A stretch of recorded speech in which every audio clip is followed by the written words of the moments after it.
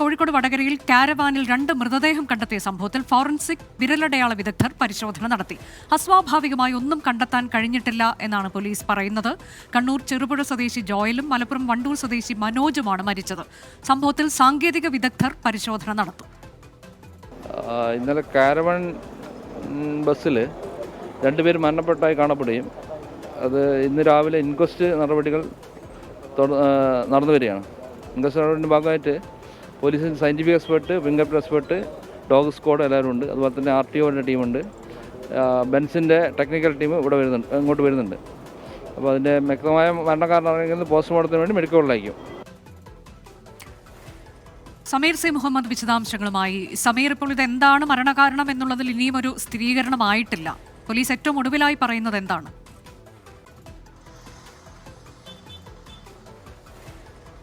അനുജ സൂചിപ്പിച്ചതുപോലെ തന്നെ മരണത്തിന്റെ കാരണം എന്ത് എന്നത് ഇനിയും കണ്ടെത്തേണ്ടിയിരിക്കുന്നു. പ്രാഥമികമായി പോലീസിന് നമുക്ക് ലഭ്യമാകുന്ന വിവരം ഇത് AC ഇട്ടുകൊണ്ടാണ് ഈ 2 പേരും ഇതിനകത്ത് ഉറങ്ങിയിരുന്നത്. ആ വേളയിൽ AC-യുടെ ഗ്യാസ് ലീക്കാവുകയും തുടർന്ന് ഉണ്ടായിട്ടുള്ള വിഷവാതകം ശ്വസിച്ചതുമാകാം അതിന്റെ കാരണം എന്നുള്ള ഒരു പ്രാഥമിക നിഗമനത്തിലാണ് പോലീസ് ഉള്ളത്. ഇതുമായി ബന്ധപ്പെട്ട് വിശദമായിട്ടുള്ള പരിശോധന നടക്കുന്നുമുണ്ട്.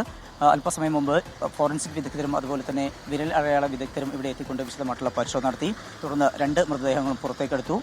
മലപ്പുറം വണ്ടൂർ സ്വദേശിയായിട്ടുള്ള വാഹനത്തിന്റെ ഡ്രൈവർ കൂടിയായിട്ടുള്ള മനോജ് കുമാറിന്റെ മൃതദേഹമാണ് ആദ്യം പുറത്തെടുത്തത്. തുടർന്ന് ഇൻക്വസ്റ്റ് നടപടികൾ പൂർത്തീകരിച്ചു. അതിനുശേഷമാണ് ജോയലിന്റെ മൃതദേഹം പുറത്തേക്ക് എടുക്കുകയും ഇൻക്വസ്റ്റ് നടപടികൾ പൂർത്തീകരിക്കുകയും ചെയ്തത്. ശേഷം 2 മൃതദേഹങ്ങളും ഇപ്പോൾ കോഴിക്കോട് മെഡിക്കൽ കോളേജിലേക്ക് മാറ്റിയിരിക്കുകയാണ്.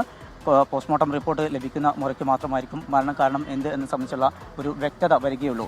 ഇപ്പോൾ അതിൻ്റെ ഏതെങ്കിലും വിധത്തിലുള്ള ലീക്കിൻ്റെ സാധ്യതയുണ്ടോ എന്നുള്ളത് സംബന്ധിച്ചുള്ള ഒരു പ്രാഥമികമായിട്ടുള്ള പരിശോധനയാണ് ഇപ്പോൾ പുരോഗമിക്കുന്നത്. ഒപ്പം തന്നെ ഇതുമായി ബന്ധപ്പെട്ട് വിശദമായിട്ടുള്ള പരിശോധനയ്ക്ക് ബെൻസിൻ്റെ അധികൃതരും അതുപോലെ PWD ഇലക്ട്രിക്കൽ വിങ് വിദഗ്ധരും ഇവിടേക്ക് എത്തുന്നുണ്ട്. അതിനുശേഷം വിശദമായിട്ടുള്ള പരിശോധന നടത്തും. എന്തൊക്കെയാണ് ഇതിൻ്റെ ഈ സംഭവത്തിൽ വന്നിട്ടുള്ള വീഴ്ചകൾ തുടങ്ങിയിട്ടുള്ള കാര്യങ്ങളെല്ലാം കണ്ടെത്തുന്നതിന് വേണ്ടിക്കൊണ്ടാണ് അത്തരമൊരു പരിശോധന. ഏതായാലും അതിദാരുണമായിട്ടുള്ള ഒരു സംഭവമാണ് ഉണ്ടായിട്ടുള്ളത്. ഈ വിഷയത്തിൽ വിശദമായിട്ടുള്ള അന്വേഷണവുമായി പോലീസ് മുന്നോട്ട് പോവുകയാണ്. ഇന്ന് ഉച്ചയോടുകൂടി തന്നെ പോസ്റ്റ്മോർട്ടം നടപടികൾ കോഴിക്കോട് മെഡിക്കൽ കോളേജിൽ പൂർത്തീകരിക്കാനുള്ള ശ്രമത്തിലാണ് അനുജ.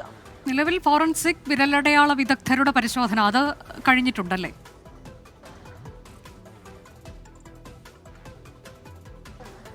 ഈ 2 പരിശോധനയും പൂർത്തീകരിച്ചു. അതിനുശേഷമാണ് പിന്നീട് മൃതദേഹങ്ങൾ 2ഉം പുറത്തേക്ക് എടുത്തത്. നമ്മൾ ഇപ്പോൾ കാണുന്ന ഈ ഭാഗത്തായിരുന്നു മനോജിൻ്റെ മൃതദേഹം ഉണ്ടായിരുന്നത്. ഈ ഡോറ് തുറക്കുന്ന ഈ സ്റ്റെപ്പിനോട് ചേർന്ന ഭാഗത്തായിരുന്നു മനോജിൻ്റെ മൃതദേഹം ഉണ്ടായിരുന്നത്. ഒപ്പം തന്നെ ഈ ഭാഗത്തായിട്ട് ഇതിൻ്റെ ഈ സൈഡിൽ തന്നെ ഇതിൻ്റെ 2 ബർത്തുകളുണ്ട്. താഴെയും മുകളിലുമായിട്ടുള്ള ബർത്തുണ്ട്. ഈ വാഹനത്തിൻ്റെ നമ്മൾ നിൽക്കുന്ന ഈ ഭാഗത്തെ മുകളിലെ ബർത്തിലാണ് ജോയലിൻ്റെ മൃതദേഹം ഉണ്ടായിരുന്നത്. ജോയൽ കമിഴ്ന്ന് കിടക്കുന്ന നിലയിലായിരുന്നു. ജോയലിൻ്റെ മൂക്കിൽ നിന്നും അതുപോലെ തന്നെ വായിൽ നിന്നുമൊക്കെ രക്തം വലിയ രീതിയിൽ പുറത്തേക്ക് വന്ന ഒരു സാഹചര്യം കൂടി ഉണ്ടായിരുന്നു.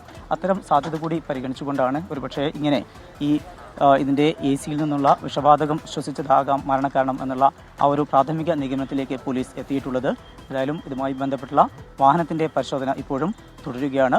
മറ്റ് വിദഗ്ധരുടെ സാന്നിധ്യം കൂടി ഉണ്ടാകും. അവർ ഉച്ചയോടുകൂടി ആയിരിക്കും. ബെൻസിൻ്റെ അധികൃതരുള്ളത് തൃപ്പൂണിത്തുറയിലാണ്. അവർ ഉച്ചയ്ക്ക് ശേഷമോ അല്ലെങ്കിൽ നാളെയോ ആയിരിക്കും എത്തുക എന്നുള്ളതാണ്. ഔദ്യോഗികമായിട്ട് അവർ അറിയിച്ചിട്ടില്ല. എന്തായാലും അവർ കൂടെ ഇവിടെ എത്തിയ ശേഷമായിരിക്കും വിശദമായിട്ടുള്ള പരിശോധന ഉണ്ടാവുക. ശരി, കോഴിക്കോട് കാരവാനിൽ 2 മൃതദേഹം കണ്ടെത്തിയ സംഭവത്തിലാണ് ഇപ്പോൾ വിദഗ്ധ പരിശോധന നടത്തുന്നത്. ഫോറൻസിക് വിരലടയാള വിദഗ്ധരുടെ പരിശോധന പൂർത്തിയായപ്പോൾ വാഹനങ്ങളുടെ പരിശോധന നടക്കുന്നു. AC ഇട്ടാണ് അവർ അതിനുള്ളിൽ കിടന്നിരുന്നത്. ഒരുപക്ഷെ ലീക്ക് ചെയ്ത് വിഷപ്പുക ശ്വസിച്ചാകാം മരണം എന്നൊരു പ്രാഥമിക നിഗമനം ഉണ്ടായിട്ടുണ്ട്.